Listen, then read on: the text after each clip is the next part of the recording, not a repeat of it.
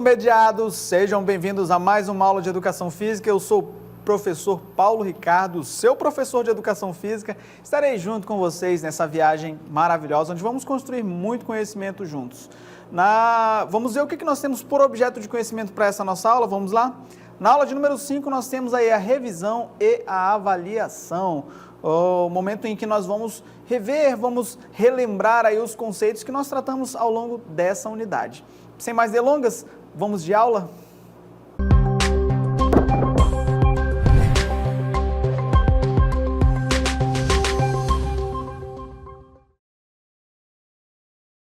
Sejam bem-vindos à nossa aula de revisão, onde nós vamos relembrar aí os conceitos que nós estudamos para, claro, colocarmos em xeque e, quando necessário, quando preciso na vida, nós utilizarmos desse conhecimento.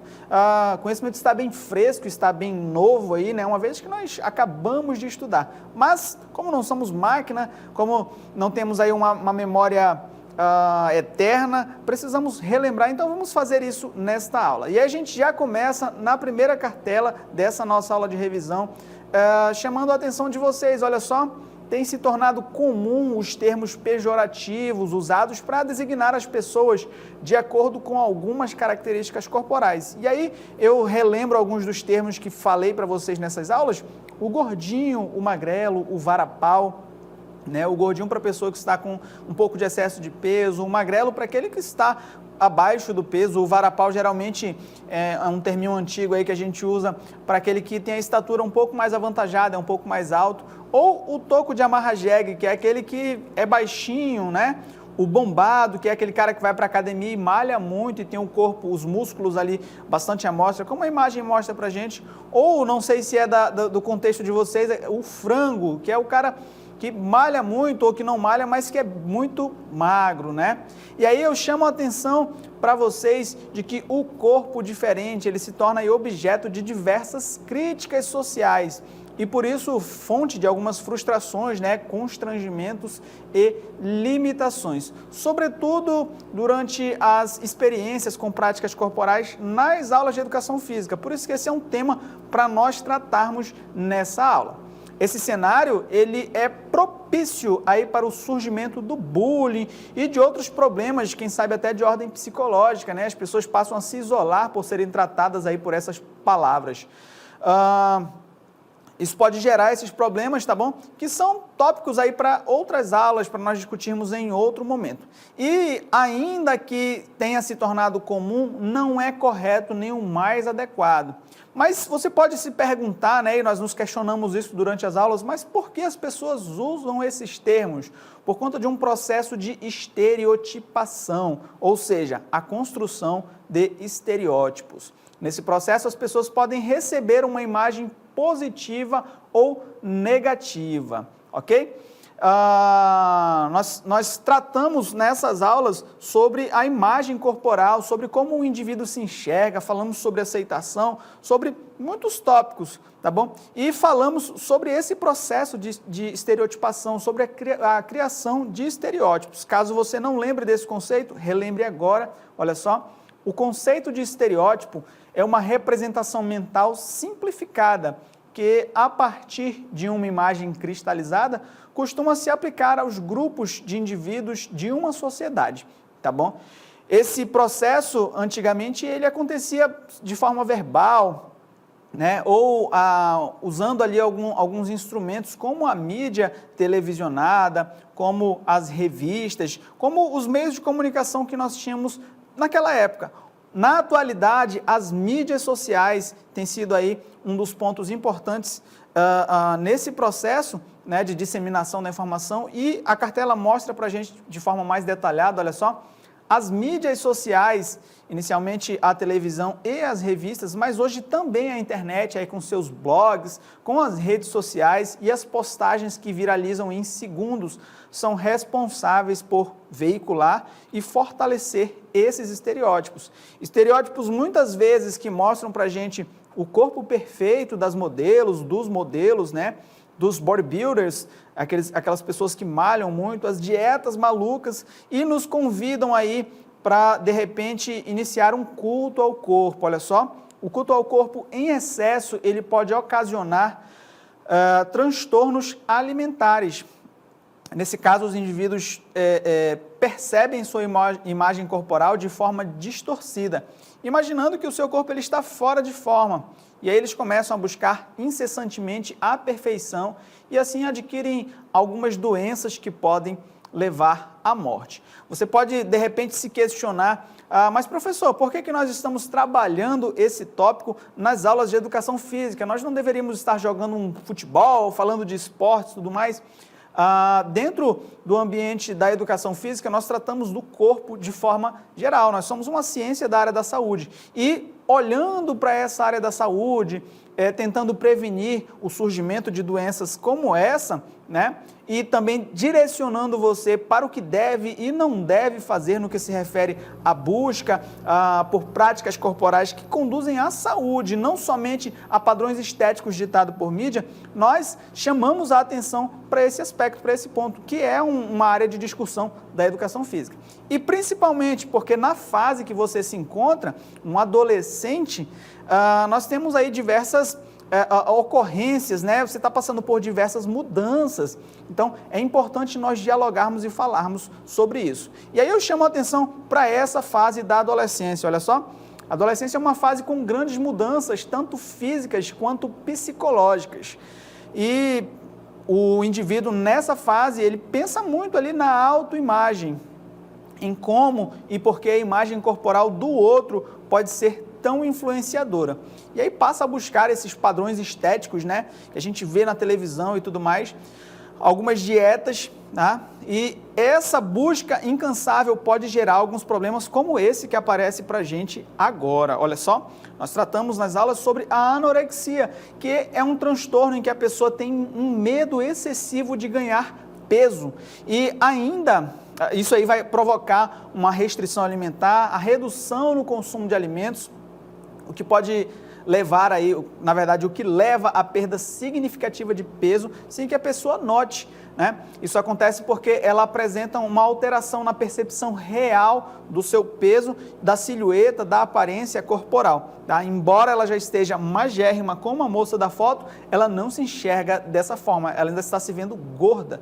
E aí, ou com excesso de peso, desculpa a expressão, mas como a pessoa se identifica, já carregada de estereótipos, tá bom? Então, ela se vê dessa forma e ela busca de forma incansável perder peso. Esse não é o único distúrbio, a única desordem alimentar. A outra que nós tratamos nessas aulas foi sobre a bulimia, que é caracterizada aí por episódios frequentes de compulsão alimentar, ou seja, a pessoa come ali, consome grandes quantidades de comida e aí a característica maior é que ele é seguido de comportamentos compensatórios inadequados, como forçar o vômito, usar laxante, ficar sem comer ou ainda praticar exercícios em excesso para tentar controlar o peso ou compensar, né, queimar ali a caloria que fez a ingestão. E aí quando a gente fala nesse fazer o exercício de forma excessiva, outro distúrbio relacionado à imagem corporal é a vigorexia. Olha só, aparece para a gente agora o outro distúrbio, também conhecido aí como transtorno dismórfico muscular, transtorno dismórfico muscular ou síndrome de Adonis, que é caracterizado aí pela obsessão para ter o corpo perfeito, levando aí uma prática exagerada de exercícios físicos, onde esse indivíduo, além de não ter um desenvolvimento muscular adequado, o esperado por ele ainda pode ter aí um esgotamento físico, pode ter o consumo excessivo de algumas substâncias pelo próprio organismo, né? Ter a baixa, por exemplo, da glicose ou de outras substâncias que são importantes para manter a gente em pé, manter a gente em dia, tá? E aí, qual é o principal remédio para esses problemas? Nós tratamos nessas aulas e trago a vocês para a gente relembrar que a aceitação pessoal é o melhor caminho, mas uma aceitação saudável. E aí você pode estar se questionando o que isso quer dizer. Que nós devemos priorizar nossa saúde, logo, adequar nossa dieta, nossa rotina de atividade física e práticas de higiene corporal, mental e as outras, né, visando a saúde do nosso corpo. olhando para o bem-estar do nosso corpo, nos desprendendo completamente de padrões estéticos, de padrões corporais. Tudo isso nós tratamos para adentrar a um tópico, né? Mas como é que eu vou saber qual é o meu corpo, qual é o tipo do meu corpo, qual é o corpo aceitável? Bom, nós tratamos nessas aulas de um tópico muito importante que a gente vai relembrar agora, o somatotipo. Se você porventura esqueceu, já pega aí o seu lápis, a sua caneta para anotar novamente, tá bom? Nós falamos sobre o somatotipo, que eu trago a definição para vocês, olha só. Um grande nome aí é o fisiologista norte-americano William Herbert Sheldon, que em 1940 desenvolveu uma teoria técnica chamada somatotipo, tá bom? Essa teoria, para a gente entender de forma melhor a definição dela, aparece para vocês. É uma teoria técnica de classificação corporal extremamente importante para entendermos por que alguns indivíduos são melhores jogadores de basquete e outros melhores corredores fundistas, que são aquelas corridas de longa distância, tá bom? Ou ainda porque uns são mais altos, mais magros, tá bom? O Sheldon dividiu aí a estrutura física do ser humano em 3 condições diferenciadas, que a gente vai começar a relembrar agora. A primeira delas é essa que aparece para a gente, é a endomorfia, tá bom? Geralmente, é a primeira lá onde o indivíduo... Eu vou ler as características que vocês encontram no quadro. Geralmente, os indivíduos são mais baixos e têm o corpo mais largo, tá bom? Tem um percentual de gordura mais elevado e dificuldade para perder peso. Em contrapartida, na maioria dos casos, os endomorfos eles têm facilidade de ganhar massa muscular, tá bom? A alimentação deles tem que ser mais restritiva, evitando aí alimentos que ajudam a acumular gordura, como os doces, por exemplo, ou aquelas comidas mais industrializadas. Normalmente, eles necessitam de uma redução na ingestão calórica para que eles possam diminuir a quantidade de gordura corporal, bem como o acréscimo no gasto calórico com mais exercícios aeróbicos e um planejamento de musculação voltado ali com repetições mais altas por séries, ok? O segundo padrão que o Sheldon traz para a gente é a mesomorfia, é o que está ali no meio, tá bom? Tem o corpo mais equilibrado, não é tanto ectomorfo nem tanto endomorfo. Os membros superiores vão ser mais desenvolvidos e a cintura mais afinada. Os mesomorfos não têm dificuldade de perder peso, já que eles contam com um metabolismo acelerado e a alimentação deles não deve ser muito calórica, como a do ectomorfo que a gente vai conhecer já já, mas não precisa ser tão restritiva. Com relação à alimentação ainda e treinamento, pode-se considerar um indivíduo privilegiado, tem um bom metabolismo e ele consegue manter pouco acúmulo de gordura e tem facilidade de ganhar massa muscular. Por fim, o último padrão que Sheldon traz para a gente é a ectomorfia. São os indivíduos que vão ter o corpo mais magro, os ombros mais estreitos e um percentual de massa muscular mais baixo, tá bom? Geralmente são mais altos, não têm metabolismo mais acelerado e, portanto, eles têm facilidade de perder peso, bem como mais facilidade de perder massa muscular. A alimentação desse cara deve ser um pouco mais calórica, mas a gente precisa de um ponto de atenção. Quando a gente fala mais calórica, não quer dizer que ele tem que comer muita besteira, tá? O treino para ele tem que ser um treino intenso, mas não pode ficar muito tempo na academia para não perder a massa magra ou a massa muscular. Treino aeróbico para ele nem pensar e, principalmente, se o objetivo dele for ganhar massa muscular. E aí você pode estar se questionando onde a educação física da escola pode me ajudar nessas questões, né? As aulas de educação física, elas podem ser o início da construção de hábitos saudáveis que lhe acompanharão por toda a vida. E nessa aula, na aula de educação física, nós temos a oportunidade de vivenciar diversas modalidades, muitas práticas corporais e conhecer conteúdos que irão nos conduzir a uma vida mais saudável. Isso porque a atividade física traz inúmeros benefícios para nós que eu já apresento a vocês, olha só. Vai reduzir aí a pressão arterial, melhorar as dores, aumentar significativamente a imunidade, vai combater a depressão, o estresse e a ansiedade, além de aliviar a tensão muscular, vai me ajudar a manter o peso ideal e a melhorar a postura, vai me auxiliar na autoestima, prevenir doenças e melhorar a disposição física e mental para praticar muitos esportes. Falando em esporte, nós tratamos nessas aulas também, olha, sobre a tecnologia no ambiente dos esportes, no ambiente da educação física, tá bom? E eu trago para vocês, relembro aqui o conceito de esporte, que é toda atividade física competitiva com regras e objetivos bem definidos. Os objetivos de todas as modalidades esportivas é a superação do indivíduo em absoluto respeito às regras. E aí, associando os dois conceitos, o esporte e a tecnologia, nós temos o surgimento dos Exer Games, que é uma nova geração de jogos que têm sido propostos aí como uma forma de aumentar a interatividade, a atividade física em crianças e adolescentes. Tá? Esses videogames, eles requerem ali, eles exigem dos participantes movimentos de segmentos ou de todo o corpo diante de uma câmera que é usada ali como controle para o jogo. Isso porque eles fazem parte de uma geração diferente de videogames que a gente conhece agora. Olha só, a 7ª geração dos videogames, lançada em 2005, possibilitou uma nova forma de encarar os jogos eletrônicos. O videogame passou a utilizar um sistema ativo com a intenção,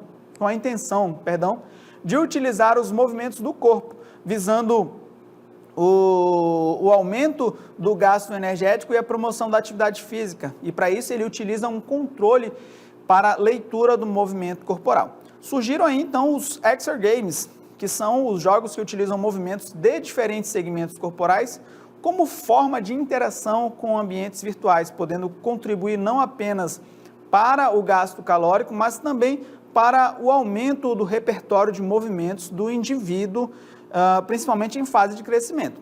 E aí, eles nos possibilita aí, né, através dessa tecnologia, nós podemos treinar zumba, brincar ali, jogar jogos de dança com diversos estilos, treinos mais específicos, como os treinos funcionais, lutas de MMA, tênis de quadra ou tênis de mesa e muito mais, como golfe, atletismo, vôlei de praia, basquete, dardos, beisebol, entre outras modalidades.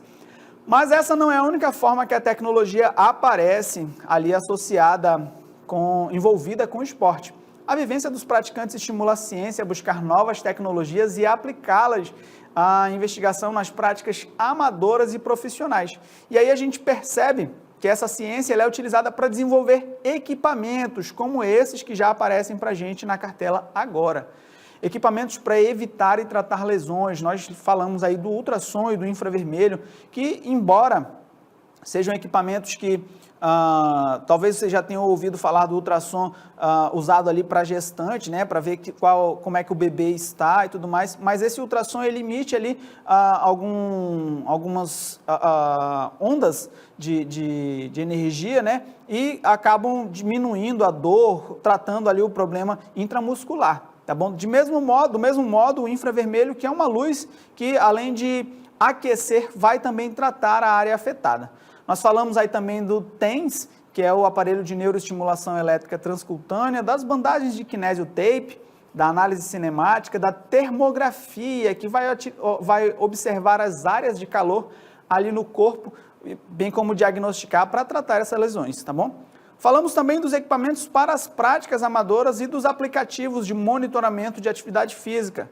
alguns mais acessíveis, outros um pouco mais distantes da nossa realidade, mas todos utilizando tecnologia para proporcionar aí a associação dessa ferramenta com a atividade física. E aí nós falamos dos smartwatches, né, os relógios tecnológicos cheios de aplicativos, dos aplicativos mesmo voltados para a rotina de exercícios e fazem a diferença aí para exercícios de gênero masculino e feminino, respeitam a faixa etária e até indicam atividades por segmentos, né? Esses aplicativos eles também são usados para o monitoramento do percurso ali na corrida e o cálculo do gasto calórico. Essa tecnologia também está inserida na inclusão das pessoas com deficiência, uma vez que ela é usada para o diagnóstico em alguns exames e para fazer próteses para as práticas ali, né, nas práticas esportivas diárias e também para o avanço científico e tecnológico. As tecnologias causam impacto na atividade física e diferenciam a prática, mas ela nunca deve ser um obstáculo para que as pessoas possam inserir a atividade física em sua vida, ok? As redes sociais, os aplicativos de conectividade, os e-books devem ser utilizados aí para educação e esse também é um exemplo de como a tecnologia tem aparecido nesse meio. No contexto pandêmico, por exemplo, houve um uso exponencial, um aumento exponencial no uso dessas tecnologias, principalmente para a educação e em diversos segmentos. E nós estivemos e ainda estamos separados, aí afastados, mas estamos conectados por meio dessa tecnologia, dessa maravilha. Bom, eu espero que vocês tenham aprendido bastante, tenham gostado de rever esses conteúdos, esses conceitos e façam um bom uso dele na vida.